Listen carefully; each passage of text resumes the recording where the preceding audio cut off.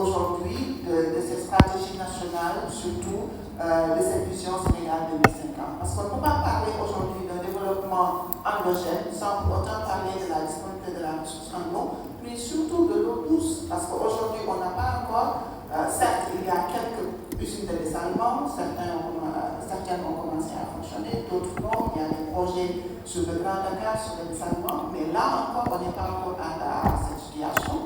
Et on a à côté, en aval du barrage, des milliards de mètres cubes qui se perdent en mer. L'ONAC a développé un projet qu'on appelle le PADES, c'est le projet d'amélioration de la disponibilité des eaux de surface dans les réserves sylvo-pastorales.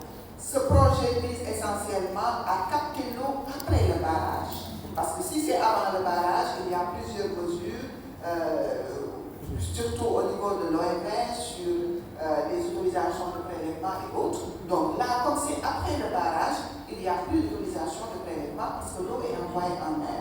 Donc nous, au sein de l'ONAC, on est en train de développer ce projet-là sur comment récupérer cette eau qui se perd en mer pour pouvoir le transférer dans les zones, surtout sylvo-pastorales, c'est-à-dire dans les zones arides qui en ont le plus besoin.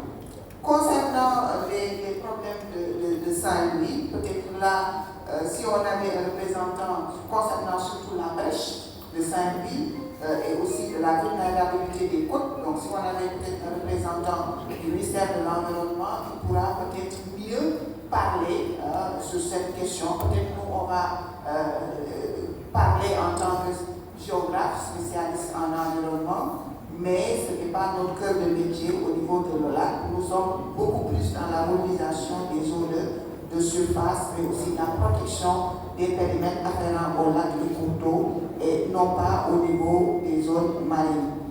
Dans le cadre du bassin versant au niveau de Saint-Louis, vous avez parlé tout à l'heure des Diaoudou, c'est le même cas aussi à Fas, à Gandiol, à Pal, à Marigot et autres, donc c'est la zone des trois Marigot.